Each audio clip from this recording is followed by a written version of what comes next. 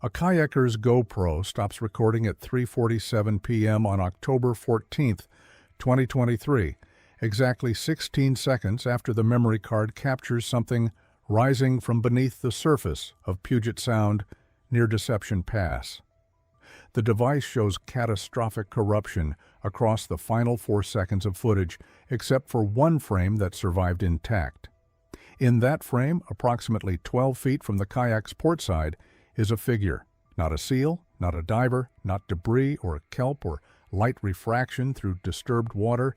A figure with a visible shoulder joint, an elongated cranium, and what appears to be a hand, 4 digits clearly articulated, gripping a submerged rock formation with enough force to hold position against a 2-knot current. The kayaker, Marcus Chen, a software engineer from Seattle with no history of paranormal interest and an active membership in the Puget Sound Paddlers Association, pulled his boat onto the nearest beach and sat there for 40 minutes before calling anyone. When he finally did speak, it was to the University of Washington Marine Biology Department because he thought he'd witnessed some kind of medical emergency, a diver in distress, maybe someone who'd been in the water too long and needed help. What he'd actually recorded was the third visual confirmation in 8 weeks along a 40-mile stretch of Washington coastline, and the research team that received his footage already had 2 other recordings locked in a lab drive that hadn't been mentioned in any published paper, any press release, or any public database, because the team had already tried to classify what they were seeing, and every system they applied, every taxonomic framework, every anatomical reference, every behavioral model in modern marine biology, failed to produce a match.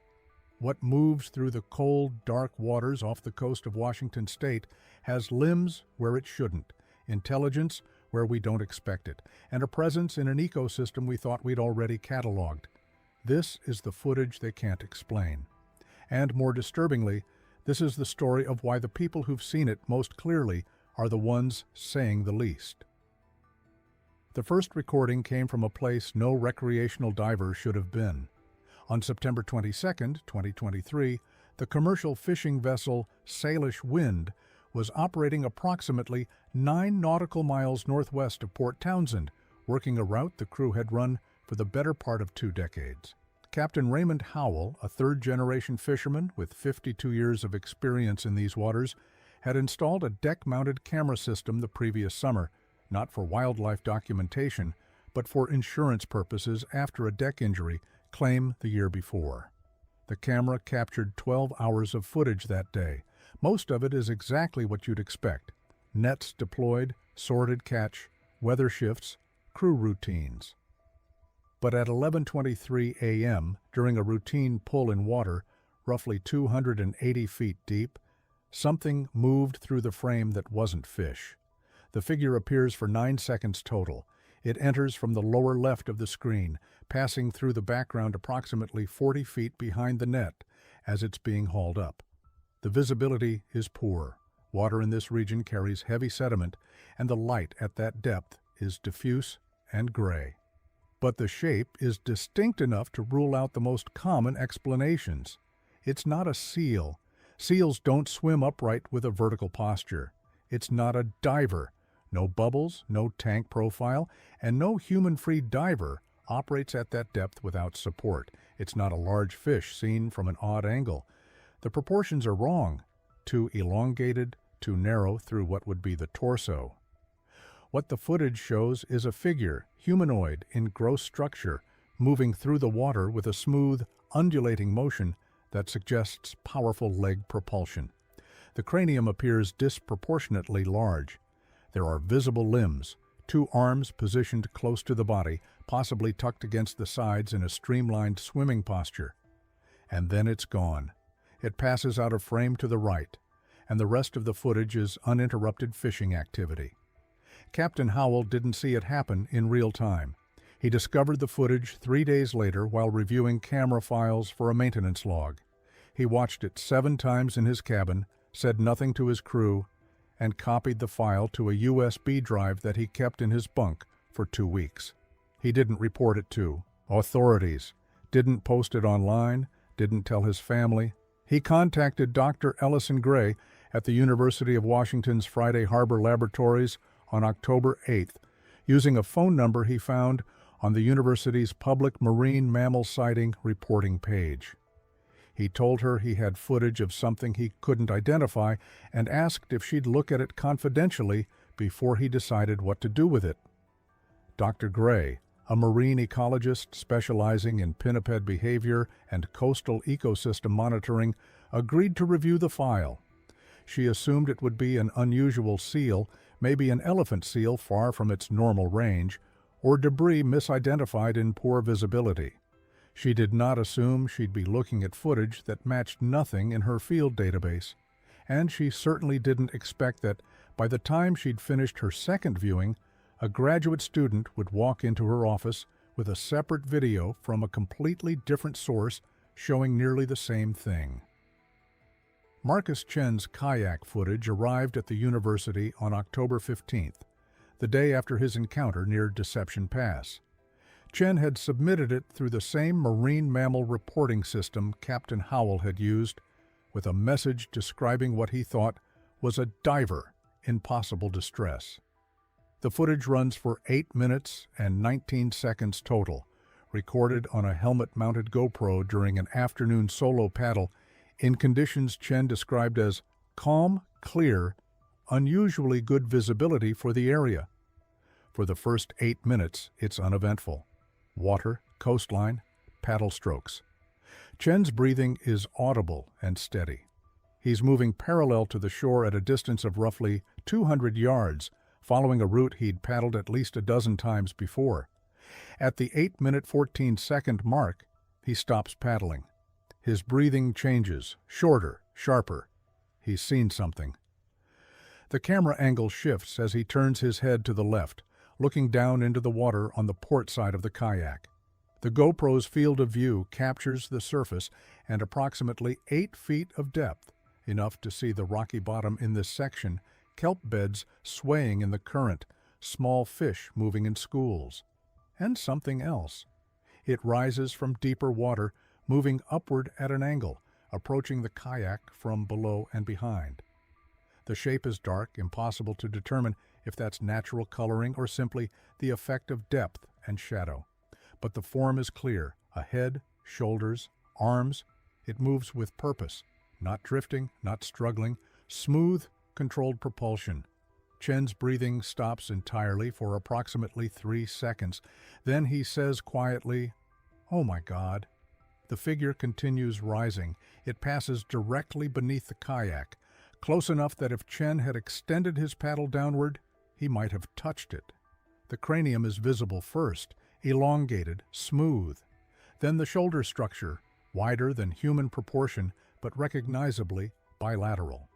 The arms are pressed close to the sides, but the joints are articulated clearly enough to distinguish upper arm, elbow, forearm. And then, in the final 2 seconds of clear footage, it changes behavior. It doesn't surface, it doesn't continue upward, it turns.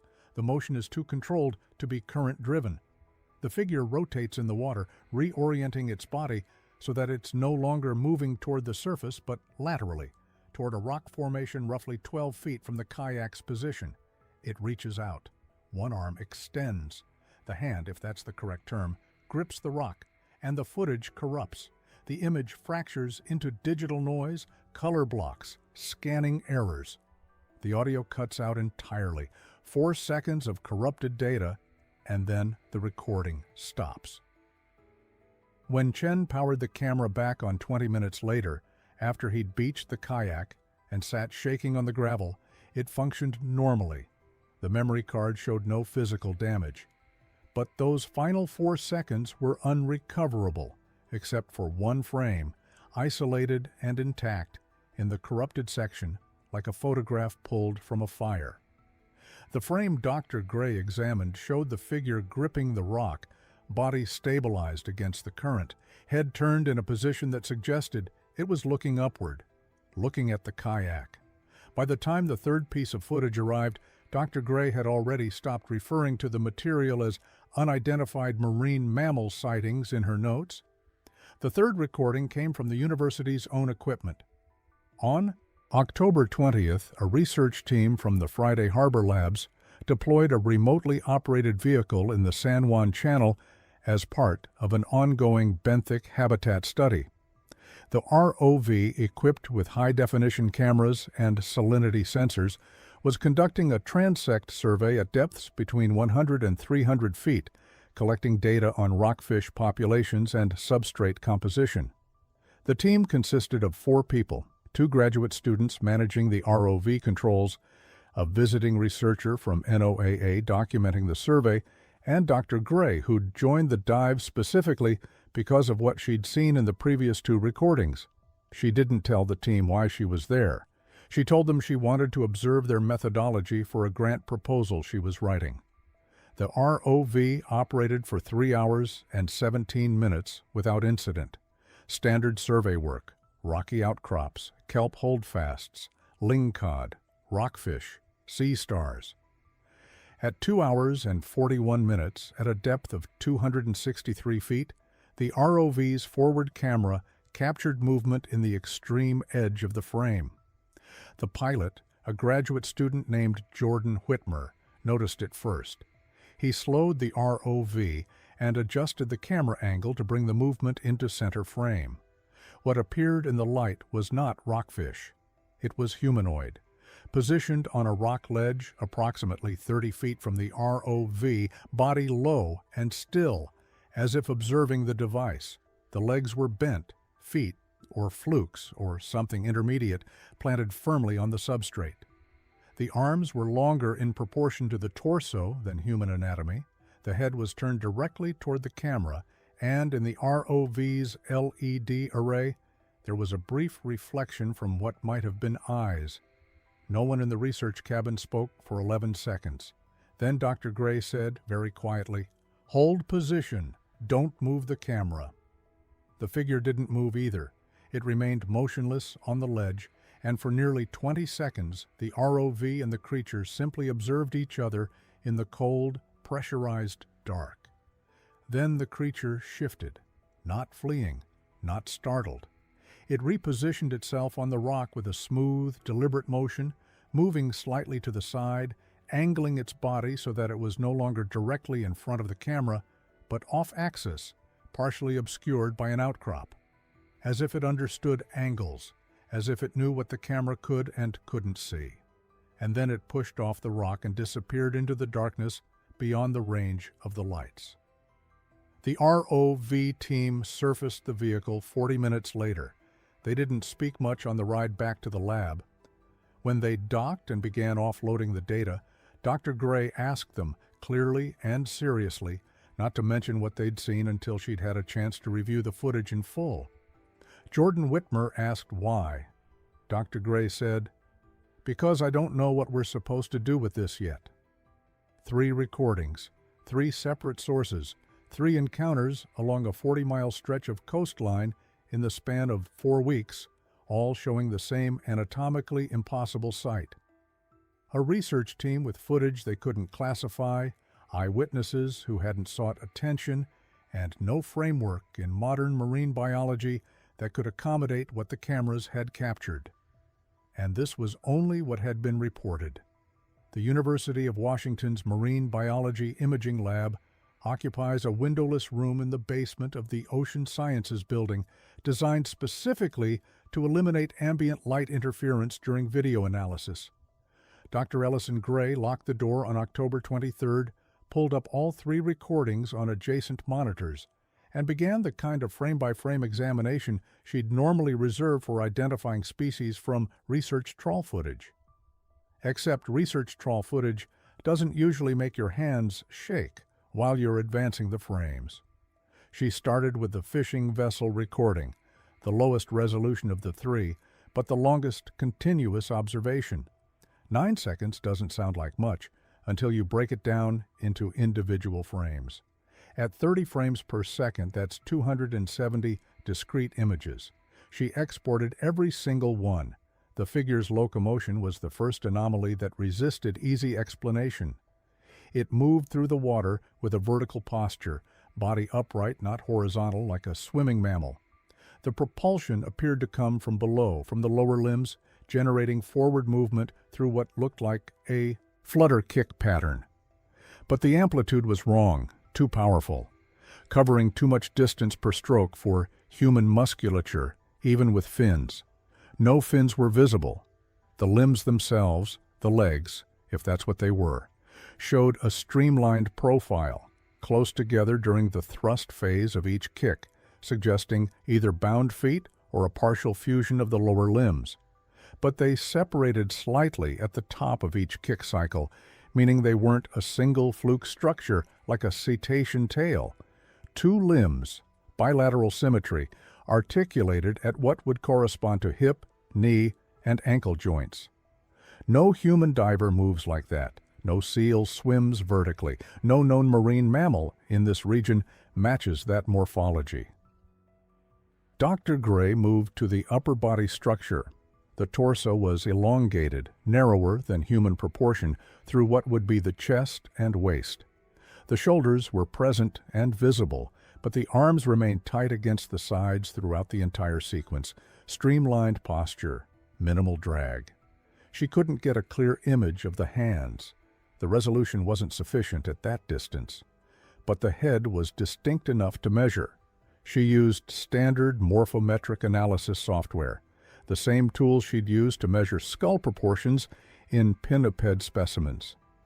The cranium was disproportionately large relative to the body, not grossly oversized, but outside the range of human variation.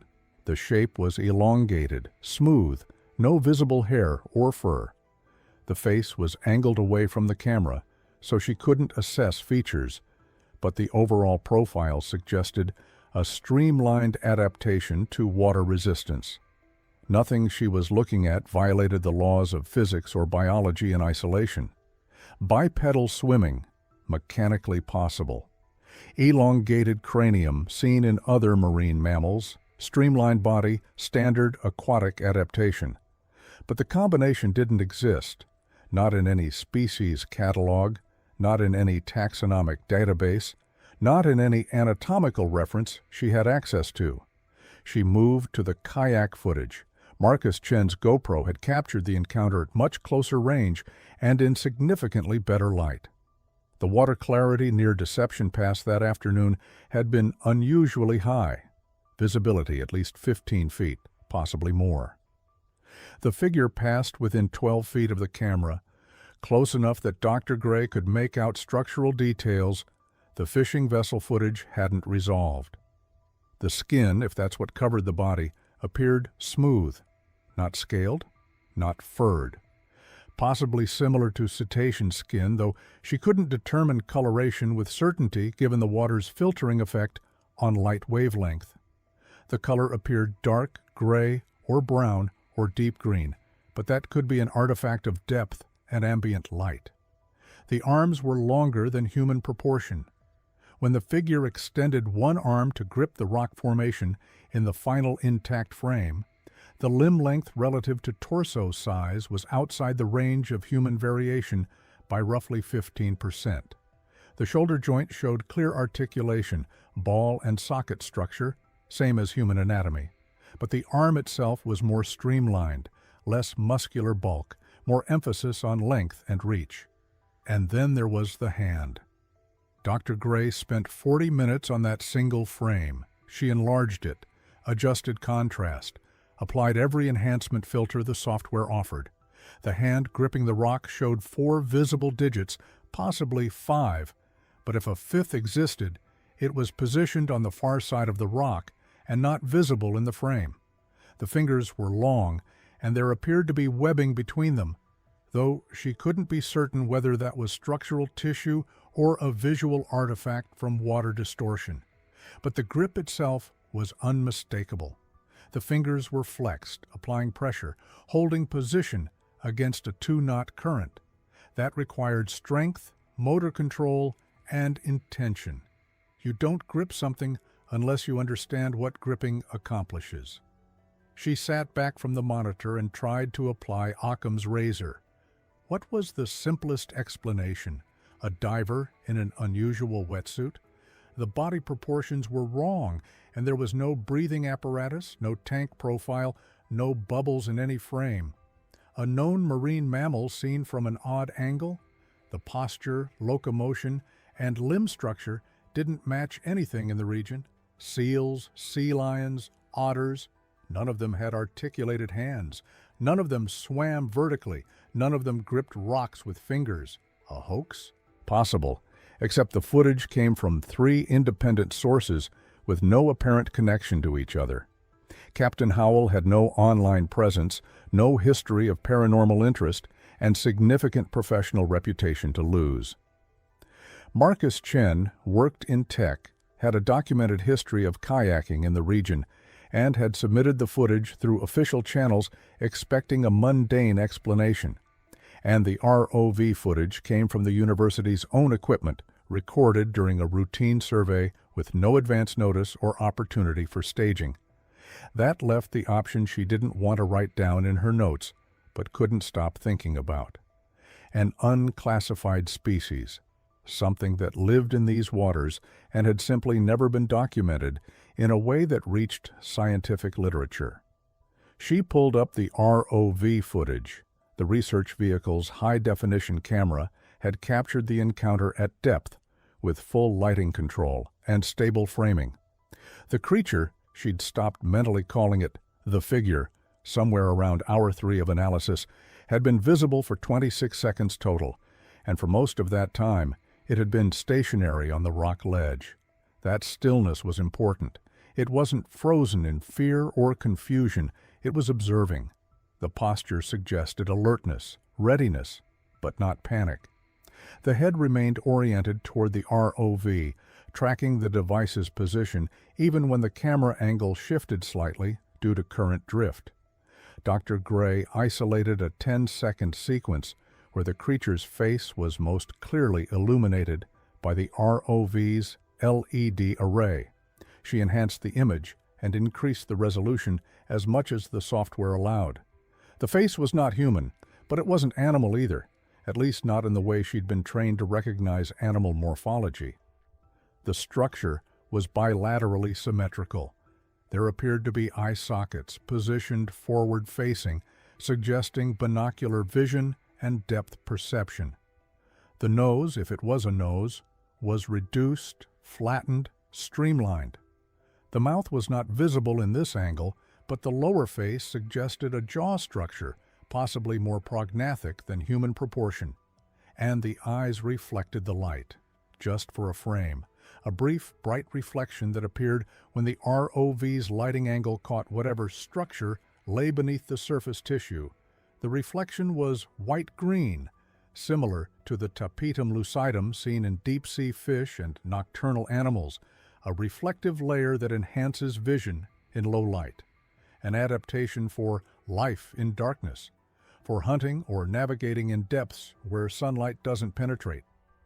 Then came the moment that Dr. Gray had watched at least 30 times and still couldn't explain in comfortable terms. The creature moved. It shifted position on the rock ledge, repositioning its body so that it was no longer directly in front of the camera, but angled off to the side, partially obscured by the outcrop. She mapped the movement frame by frame. The creature didn't flee. It didn't startle.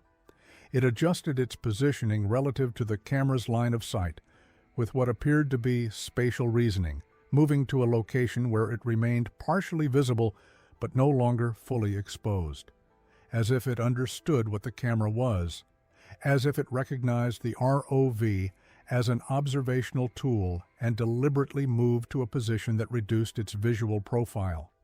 That required cognition, problem-solving, awareness that the device was operated by intelligence and served a purpose.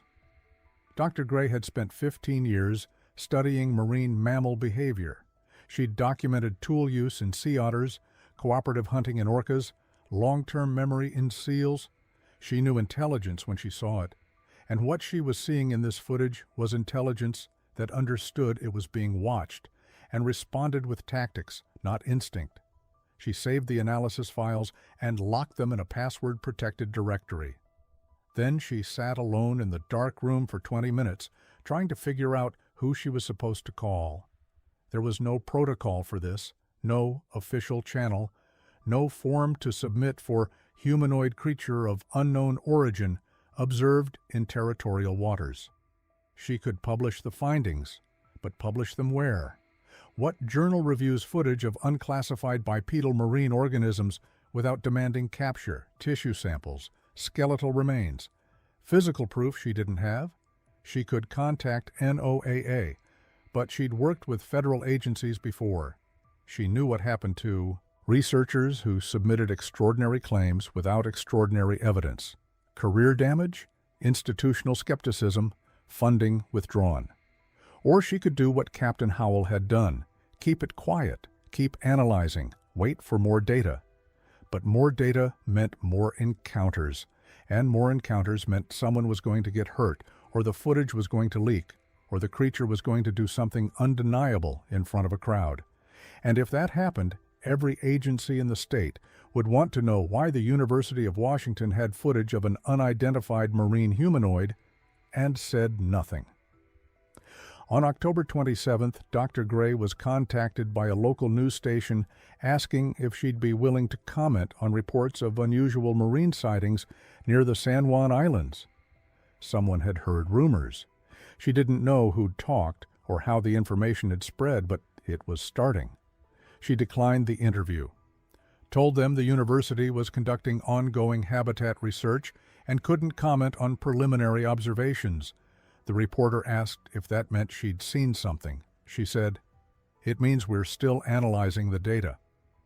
That clip aired on the evening news, carefully worded, vague enough to mean nothing. But it was the beginning of questions she couldn't answer without either lying or revealing something she still didn't understand. And in her locked directory, sitting in enhanced resolution on 3 separate monitors, was footage of a creature with hands, intelligence, and anatomy that didn't exist in any reference text. A creature that lived in water we thought we'd already explored. That moved through shipping lanes, fishing zones, and recreational diving areas without ever being documented in a way that reached official record, until now.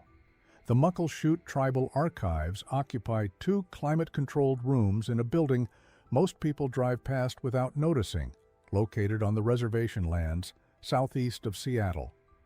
Dr. Gray arrived there on November 2nd with a laptop, a university recording release form, and a question she'd been told to ask by someone she hadn't expected to hear from.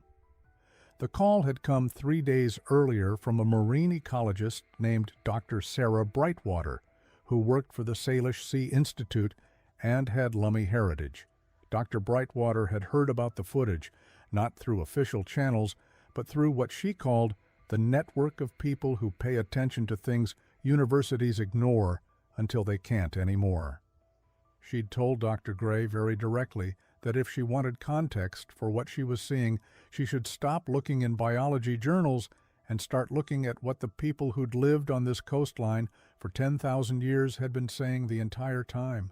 Dr. Gray had been trained in Western scientific method, empirical observation, peer review, reproducible results. She had not been trained to treat oral tradition as data, but she also had footage of something that shouldn't exist according to every framework her training provided. So she drove to the archive and met with Daniel Redthunder, a cultural historian and elder who'd spent 40 years documenting Salish oral histories before they disappeared with the generation that still remembered them. He was 73, soft-spoken, and he watched the fishing vessel footage exactly once before saying, "You want to know what you're looking at?" Dr. Gray said yes. "We call them the people below. The Muckleshoot word is closer to the ones who live in the deep places, but English doesn't have good words for what they are. Your science calls them myth, because your science only believes in things it can kill and cut open." He said it without anger, just fact. Dr. Gray asked if there were specific stories, accounts that described encounters, behaviors, locations. Redthunder nodded and pulled a binder from a shelf behind him. It was full of transcribed interviews, many recorded in the 1970s and 80s with elders who'd since passed. He opened to a section marked with a red tab. "These are the warnings," he said. "The ones we used to teach children before they went out on the water. Most of them aren't written in books white people read. They were passed down family to family, and a lot of families stopped teaching them because it was easier to let your kids think we were superstitious than to watch them get called crazy at school." He handed her a transcription, dated 1983, an interview with a Muckleshoot fisherman named Peter Crosses the Water, who'd been 71 at the time of recording. The account described an encounter in the waters near Vashon Island during a winter salmon run in the late 1950s. Dr. Gray read it twice. The account described a figure surfacing near the fishing boat at dusk, smooth-headed, human-like, but wrong in proportion, with long arms and a way of moving through the water that wasn't like a seal and wasn't like a person swimming. Peter Crosses the Water said he and his brother saw it watching them for several minutes before it submerged, and they didn't fish that area again for 2 years. He described it as one of the people below. He said his grandfather had warned him about certain places where they were known to appear, specific coves, certain depths, particular times of year when the boundary between their world and the surface was thinnest. Dr. Gray asked Red Thunder if there were maps, documentation of these locations. "Not maps you'd recognize," he said. "But yes, we knew where they lived. We knew which waters to respect and which to avoid if you didn't want to see them. We've known for longer than your universities have existed." He pulled out another binder, this one containing hand-drawn charts created in the 1990s as part of a cultural preservation project. The charts marked specific coastal zones around the San Juan Islands, Puget Sound, and the Strait of Juan de Fuca, with symbols indicating spiritual significance, seasonal fishing grounds, and areas considered dangerous or forbidden. Dr. Gray photographed 6 of the charts with her phone. When she overlaid them later that night with the GPS coordinates from the 3 recorded encounters, the correlation was immediate and undeniable. Every sighting location fell within or directly adjacent to a zone marked as territory of the people below, not approximate, not close, exact. The fishing vessel encounter near Port Townsend, inside a marked boundary described as a deep place where they hunt. Marcus Chen's kayak encounter at Deception Pass, within 200 yards of a site marked with the symbol for Emergence Point. The ROV encounter in the San Juan Channel directly over a region labeled in Muckleshoot language as the ledge where they rest. 3 modern encounters, 3 indigenous warnings, perfect geographic overlap across a span of 70 years between the earliest recorded oral account and the latest footage. Dr. Gray went back to the archive 4 more times over the next 2 weeks. Each visit added more accounts, more descriptions, more spatial details that matched what the cameras had captured.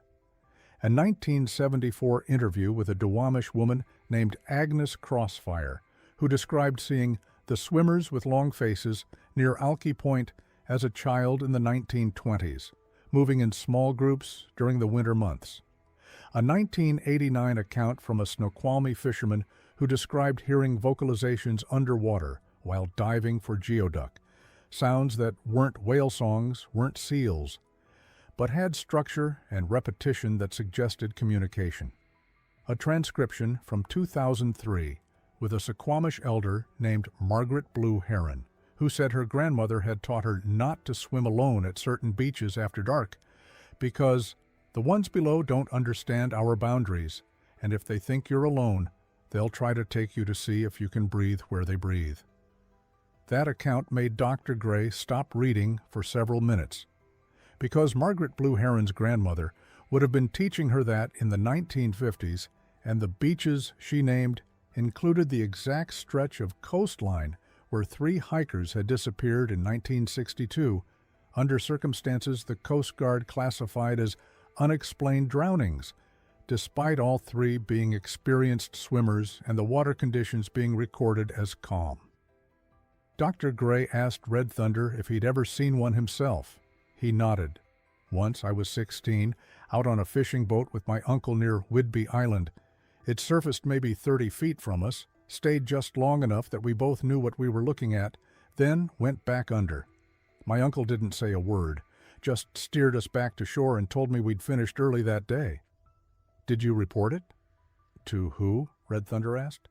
The university that spent 100 years telling us our stories weren't real? The government that forced our kids into schools that punished them for speaking our languages? We knew what we'd seen. We didn't need white people to tell us we were wrong about it. Dr. Gray asked why he was willing to share the information now. Because you're asking, he said, and because I'm old enough that I don't care if people think I'm crazy anymore, and because if your cameras are finally seeing what we've always seen, maybe someone will start paying attention before more people go missing in places we've been saying aren't safe for 70 years. On November 18th, Dr. Gray met with Dr. Sarah Brightwater at a coffee shop in Bellingham. Brightwater brought 3 additional sources, accounts she'd compiled from Lummi and Nooksack oral histories that paralleled everything Red Thunder had shared. Descriptions of humanoid figures in the water, specific geographic locations where encounters occurred, behavioral patterns. They avoided large groups, appeared more frequently at dawn and dusk, seemed to show curiosity towards solitary humans, but rarely approached crowds.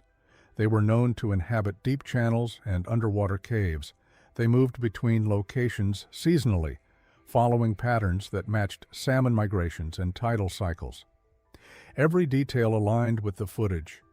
The solitary nature of the encounters, Captain Howell's boat, had only 3 crew that day. Marcus Chen was paddling alone. The ROV operated in isolation. The time of day, late morning for the fishing vessel, mid-afternoon for the kayak, late afternoon for the ROV. All within the dawn to dusk window, the traditions described. Brightwater said, "Your problem is that Western science doesn't have a framework for this. You're trying to fit what you're seeing into taxonomies that were built by people who refused to listen when we told them what lived here. So you're stuck because the evidence says it exists, but the system says it can't." Dr. Gray asked what she was supposed to do with that. "You could start by acknowledging that we weren't wrong," Brightwater said, "that the stories weren't metaphor or superstition, that we were describing reality, and your institutions ignored it because it didn't fit your categories." Dr. Gray didn't argue. She'd spent 3 weeks cross-referencing oral histories with modern GPS data, and the correlation was beyond coincidence. The accounts were consistent across families, across generations, across tribal groups that had limited contact with each other. Same descriptions, same locations, same behaviors. The only thing that had changed was that now there were cameras. On November 21st, Dr. Gray received an email from a graduate student at the University of British Columbia who'd heard she was researching unusual marine sightings in the Salish Sea. The student, Emily Kwan, had been conducting her own literature review and found references in Hudson's Bay Company trading post journals from the 1840s. The entries described indigenous guides refusing to travel through certain waterways at night, citing the presence of water people who were dangerous to encounter alone. The fort managers had dismissed it as superstition, but they'd noted that the guides were consistent and specific about which channels to avoid. Kwan had mapped the described locations. They corresponded to deep water passages in the San Juan Islands, passages that still matched the marked zones in the Muckleshoot charts. 180 years of consistent reports, same locations, same descriptions, same warnings. Not a myth that evolved over time, not a legend that shifted with each telling. A documented pattern of observation, passed down through generations, describing something that lived in these waters long before the first European Chuan sailed into Puget Sound. Dr. Gray added Kwan's research to her files and tried to imagine how she was going to present this to a review board. She had video evidence from 3 independent sources. She had geographic correlation across modern encounters and historical accounts.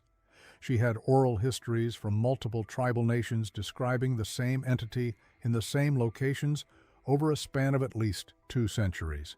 But she didn't have a specimen, didn't have tissue samples, genetic material, skeletal remains, didn't have the kind of physical proof that peer review demanded.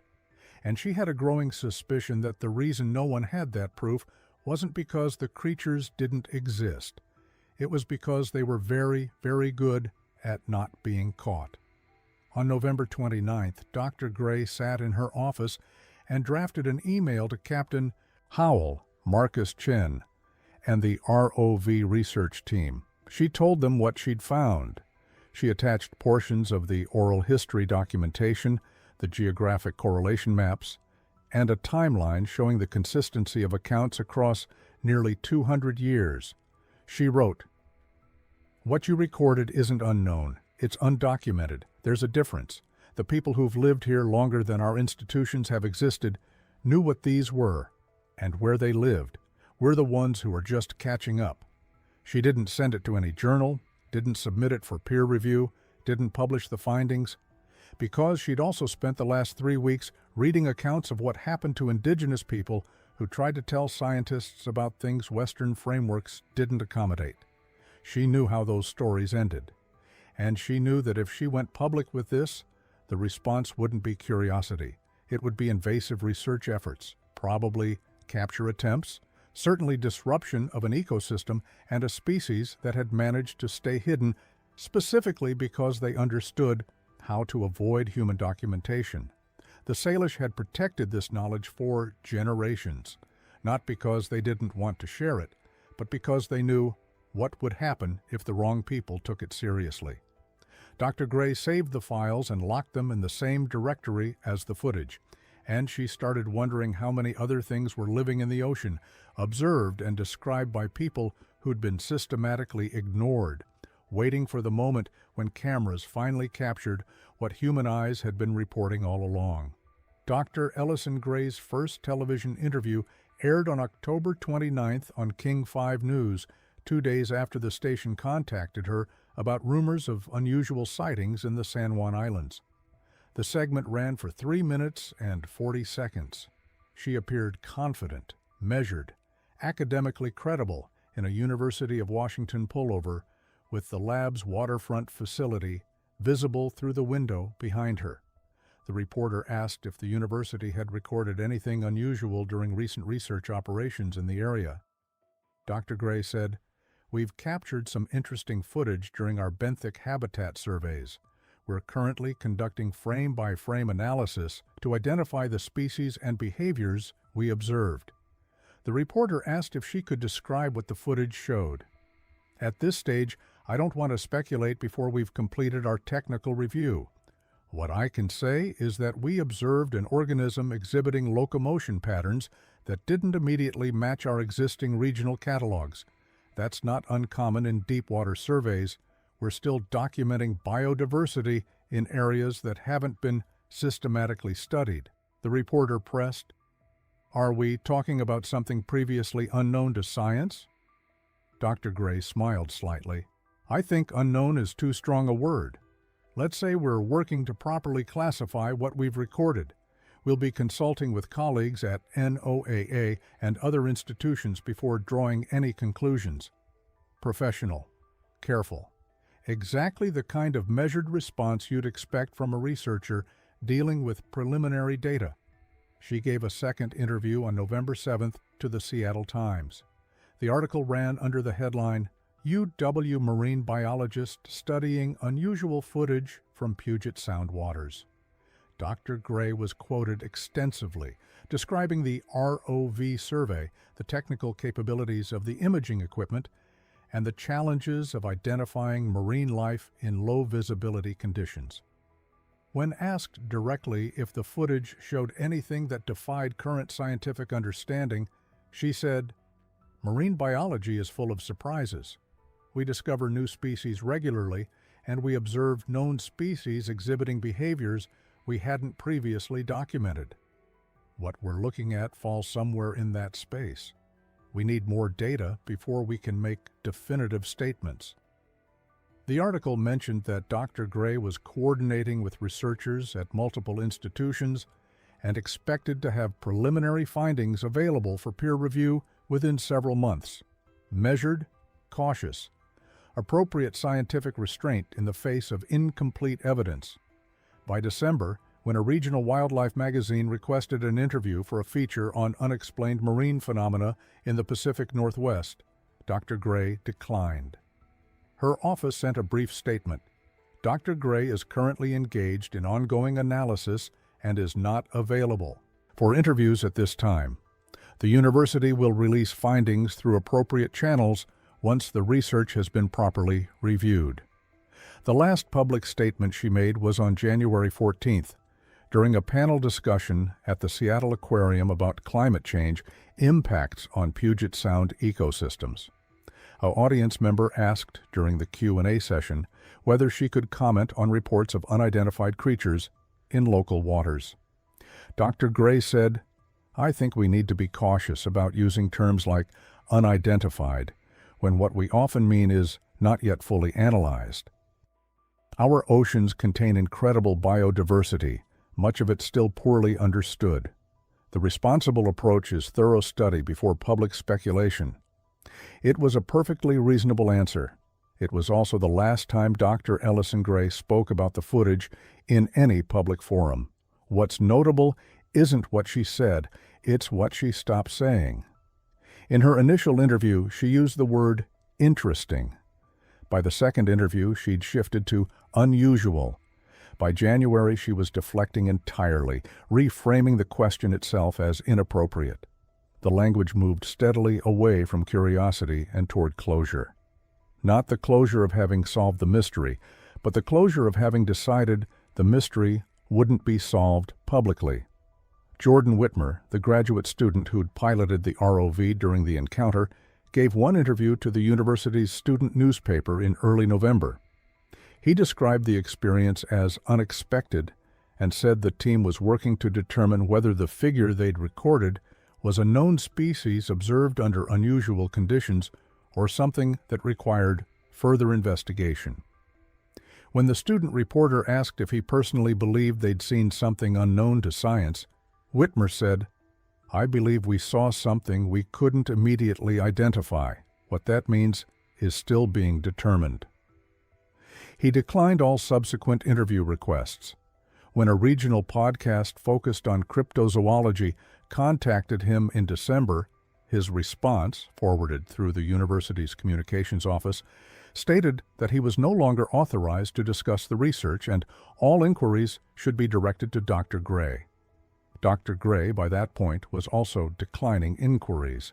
The NOAA researcher who'd been present during the ROV deployment never gave any interviews. A public records request submitted by a freelance journalist in February seeking copies of the survey data was denied on the grounds that the material was part of ongoing research, and pre-publication release would compromise academic integrity. Captain Raymond Howell stopped responding to calls in mid-November. The one voicemail he left for a Seattle TV station was brief. "I gave the footage to the university because I thought they'd know what to do with it. I'm not a scientist. I don't have anything else to say." Marcus Chen, the kayaker, gave 2 interviews in late October, one to King 5, one to a local outdoor recreation blog. In both, he described the encounter carefully, emphasizing that he didn't know what he'd seen and had submitted the footage specifically to get expert analysis. In early November, he was contacted by a producer from a national cable network interested in featuring his story in a documentary series about unexplained phenomena. He declined. When asked why in a follow-up email, he wrote, "I've been advised that ongoing research efforts would be compromised by premature media coverage. I'm going to respect that process." Advised by whom, he didn't specify. By January, his social media accounts, previously active with kayaking photos and route recommendations, went quiet. He didn't delete them. He just stopped posting. The last entry on his Instagram was dated January 9th, a photo of Deception Pass at sunrise with the caption, "Some places stay with you." He didn't respond to interview requests after that. The pattern wasn't loud. It wasn't a coordinated media blackout or an obvious suppression effort. It was quieter than that. It was a slow, steady withdrawal from public conversation by every person who'd been willing to speak initially. Researchers who'd called the footage interesting began calling it under review. Witnesses who'd been willing to describe what they'd seen started referring questions to institutions. Institutions started citing ongoing analysis that never seemed to conclude, and no findings were ever published. No peer-reviewed paper appeared in marine biology journals. No technical report was released by the University of Washington. No official statement came from NOAA or any federal agency with jurisdiction over marine wildlife documentation. The footage existed. Multiple people had seen it. Experts had analyzed it. And then the conversation just stopped. In March, a Freedom of Information request was submitted to the University of Washington seeking any research documentation related to unidentified marine organisms recorded in Puget Sound between September and December of the previous year. The request was fulfilled with a 3-page response stating that no finalized research documentation existed for public release, and that preliminary data from ongoing studies was exempt from disclosure under academic research protections. The response didn't say the research didn't exist. It said the documentation wasn't available. There's a difference. Dr. Sarah Brightwater, the Salish Sea Institute researcher who'd helped Dr. Gray connect the footage to indigenous oral histories, was asked in an April interview with a tribal newsletter whether she thought the university would ever release its findings. She said, "I think they found exactly what we told them they'd find. And I think they don't know what to do with that because it means admitting they ignored the people who'd been right all along. So they'll call it inconclusive and move on because that's easier than changing the system." The interviewer asked if she'd seen the footage herself. "I've seen enough," Brightwater said, "and I've spent enough time in institutional science to know how it handles things that don't fit. It doesn't reject them outright anymore. That looks bad. It just buries them in ongoing review until people stop asking." She didn't give any interviews to mainstream outlets after that. By summer, the story had faded from regional news. There were no follow-up segments, no investigative deep dives, no documentary crews camping out at the university demanding answers. The footage had made a brief appearance in the public conversation and then receded, replaced by other stories, other mysteries, other things people could talk about without running into the wall of, "We're still analyzing the data." But the footage still existed, and the people who'd seen it hadn't forgotten what it showed. In June, a marine equipment technician named Paul Hendricks was interviewed for an unrelated story about ROV maintenance protocols. Near the end of the interview, he mentioned in passing that he'd serviced the vehicle involved in the San Juan Channel survey. The interviewer asked if he'd heard anything about unusual footage from that deployment. Hendricks said, "I heard things, but I also heard the people who saw it stop talking about it real fast. That tells you something." What it told you, he didn't elaborate. The university's Ocean Sciences building has a basement lab where video analysis is conducted in controlled lighting conditions. According to a graduate student who worked in an adjacent lab, Dr. Gray's access card showed regular entry to that room through February. After that, the frequency dropped. By April, she wasn't going down there anymore. The student, who requested anonymity, said, "She didn't talk about it, but you could tell something had happened. She went from excited about the project to just done with it. Not angry, just done. Like she'd decided it wasn't worth whatever it was costing her." When asked what it might have been costing, the student said, "I don't know, but I know she stopped submitting conference proposals that mentioned unidentified species, and I know she turned down a grant opportunity that would have funded more ROV surveys in the same area. She went back to standard pinniped research and didn't bring up the footage again." Dr. Ellison Gray is still employed by the University of Washington. She still publishes research, papers on seal populations, kelp forest ecosystems, climate impacts on coastal habitats. Her work is well regarded. She's credible, productive, and by all institutional measures, successful. She just doesn't talk about the recordings anymore. In September, nearly a year after Captain Howell's fishing vessel captured the first footage, a reporter from an independent journalism outlet submitted a formal interview request to Dr. Gray, asking for an update on the analysis and whether any conclusions had been reached. The response came from the university's Media Relations Office. Dr. Gray has concluded her preliminary review of the footage in question. While the recordings captured interesting marine activity, further analysis did not yield sufficient data for species classification or behavioral conclusions. The university considers the matter closed pending any future evidence that might warrant renewed investigation. Interesting marine activity, insufficient data, matter closed. The reporter followed up asking if the footage would be made available for independent analysis by other researchers. The response: the recordings are part of the university's research archives and are not available for external release at this time. Not available?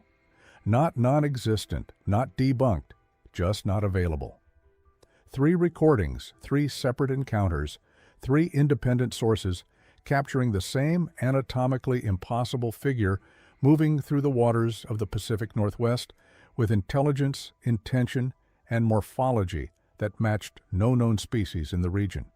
And the official conclusion was insufficient data. In November, Daniel Red Thunder, the Muckleshoot elder who'd shared the oral histories with Dr. Gray, was asked by a researcher working on a separate project about indigenous ecological knowledge whether he thought the university had taken the accounts seriously. He said, "She took them seriously, I could tell. But taking something seriously and being allowed to say so publicly are 2 different things. She saw what we've always seen. And then she stopped talking about it, same as a lot of people do when they realize the cost of being right about something the system doesn't want to be true. The cost of being right." Whatever conclusions Dr. Ellison Gray reached during her months of analysis, whatever correlations she found between modern footage and generations of indigenous observation, whatever anatomical details she documented in frame-by-frame reviews, none of it entered the public record. The footage exists, locked in a university server. The analysis exists, saved in password-protected files. The conclusions exist somewhere in the space between what a researcher observed and what an institution allows her to say. And the creatures, whatever they are, continue moving through the cold, dark waters off the Washington coast, observed occasionally, recorded rarely, and discussed less and less by the people who know they're real. Because the silence isn't about doubt anymore. It's about something more calculated than that. It's about the decision that some discoveries are more manageable when they remain officially inconclusive, and some truths are easier to live with when they stay just out of reach of institutional confirmation. Dr. Gray knows what the cameras captured, but what she knows and what she's allowed to conclude in a peer-reviewed paper are no longer the same thing. And that gap between evidence and acknowledgement is where the story stops. Not because the mystery was solved, but because the people who could solve it decided that silence was safer than answers. A maritime audio preservation specialist named Gordon Fisk wasn't looking for anything unusual when he began digitizing 3 decades of Coast Guard radio traffic and hydrophone recordings from the Puget Sound region in January 2024. He was working on a federal grant project to archive historical maritime communication before the analog tapes degraded beyond recovery, routine preservation work, the kind that happens in basement archives across the country without anyone paying attention. He noticed the sound on February 3rd, buried in a 1997 recording from a hydrophone array stationed near Admiralty Inlet. The hydrophone, An underwater microphone designed to monitor vessel traffic and marine mammal activity had captured 18 hours of ambient ocean sound. Most of it was exactly what you'd expect: boat engines, wave action, the occasional orca vocalization, the clicking of shrimp colonies. Fisk had processed hundreds of hours of similar material. He knew what normal sounded like. At 11 hours and 42 minutes into the recording, something vocalized that wasn't normal. The sound lasted 6 seconds. It started low, around 200 hertz in the range of human speech, then rose in frequency through a series of modulated pulses before dropping again and cutting off abruptly. The structure had rhythm, intentional variation. It repeated twice more over the next 8 minutes, each time with slight differences in the modulation pattern. Fisk isolated the audio segment and ran it through analysis software designed to identify marine mammal vocalizations. The program compared the sound to a database of cataloged species: humpback whales, orcas, dolphins, seals, sea lions, porpoises. No match. He tried filtering for mechanical sounds, boat motors, sonar pings, equipment noise. No match. He ran a spectrographic analysis to visualize the frequency structure. What appeared on the screen looked like language, not human language, but structured communication. Distinct phonemic units arranged in sequences that suggested syntax, not random noise. Fisk had a master's degree in bioacoustics. He'd spent years analyzing animal communication systems. He knew the difference between a vocalization and a call. A call is reflexive, alarm, mating, territorial warning. A vocalization can be intentional, modulated for information transfer. What he was hearing sounded like the latter. He went back through the archive. If the sound had been recorded once, maybe it appeared in other recordings from the same region. He pulled files from 1995 to 2002, the span of time that particular hydrophone array had been operational before being replaced with updated equipment. He found the sound in 11 separate recordings, different dates, different times of day, always in the same general location, deep water channels near Admiralty Inlet and the San Juan Islands.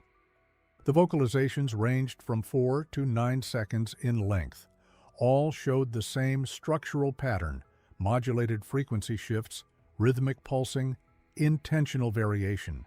And in 3 of the recordings, there were responses. A second voice, slightly different in timbre, producing similar sounds with overlapping frequency patterns.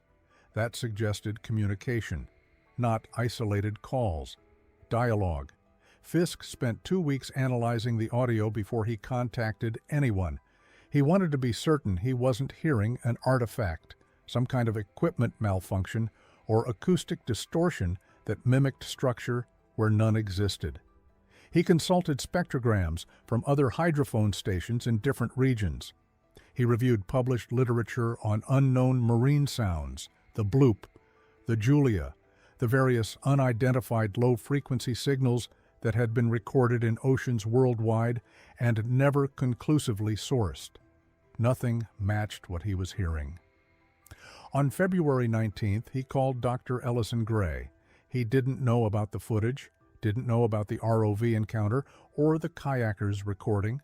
He only knew that Dr. Gray had published research on marine mammal acoustic behavior in the Salish Sea, and he needed someone with local expertise to tell him if what he was hearing had a mundane explanation he'd missed.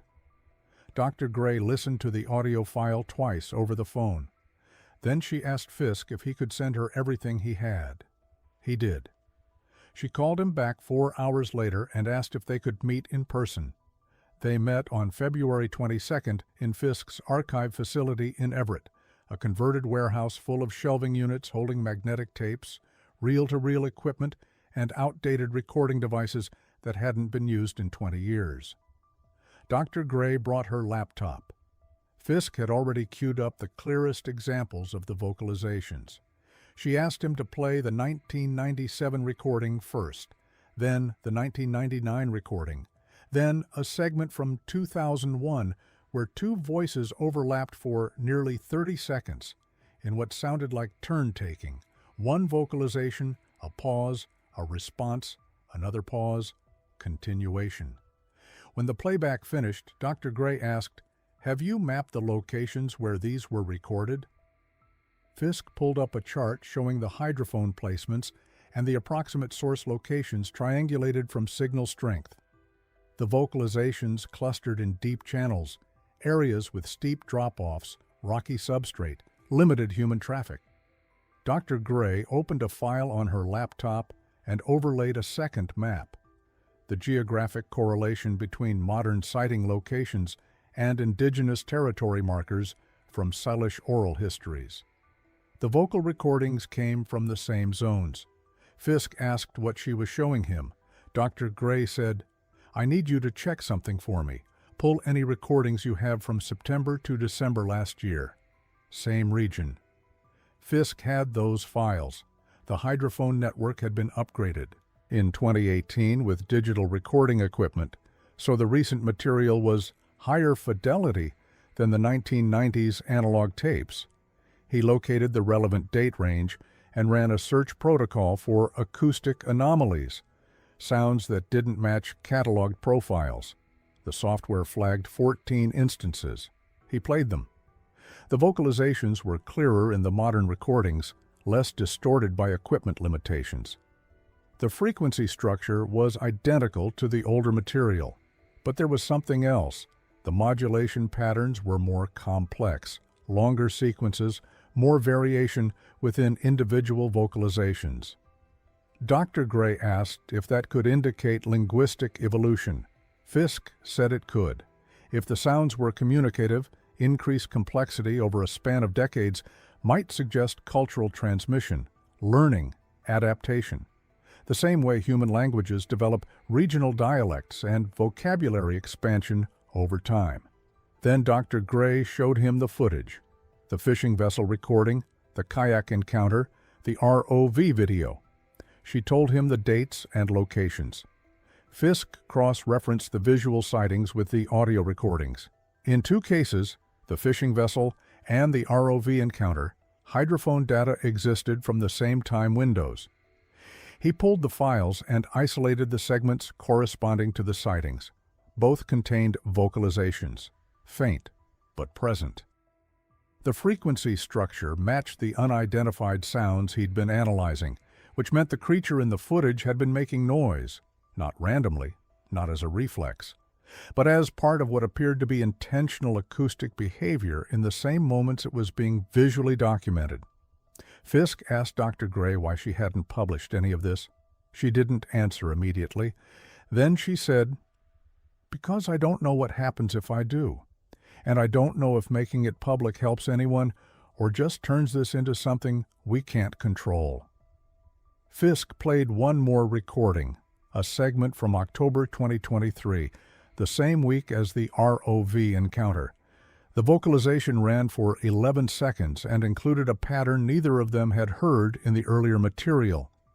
A sharp, ascending frequency spike at the end, almost like a question marker in tonal languages. Dr. Gray asked if he could isolate that element and compare it to the rest of the archive. He did. The pattern appeared in only the most recent recordings, material from the last 2 years.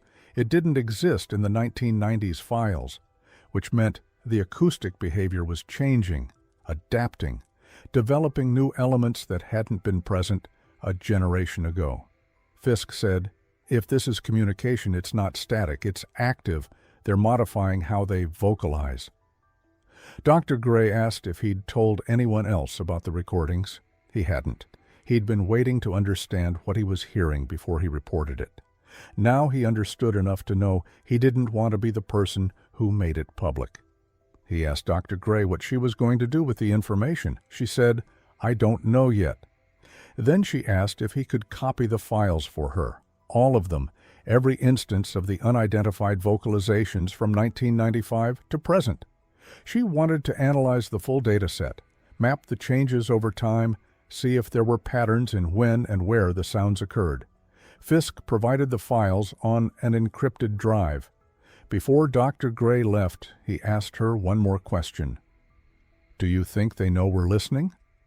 Dr. Gray looked at the spectrogram still displayed on his monitor, the frequency pattern of a vocalization that had structure, variation, and complexity that didn't match any known species in the region. She said, "I think they've been listening to us a lot longer than we've been listening to them." When sighting locations are plotted against a database of unexplained disappearances and maritime incidents in the region, a geographic correlation emerges that researchers visibly struggle to discuss on camera. Experienced swimmers, seasoned fishermen, and coastal hikers vanished in zones where encounters cluster, with search personnel noting unusual circumstances they couldn't officially categorize. Commercial fishermen finally speak on condition of anonymity about what they've seen for years, but couldn't report without risking their livelihoods and reputations.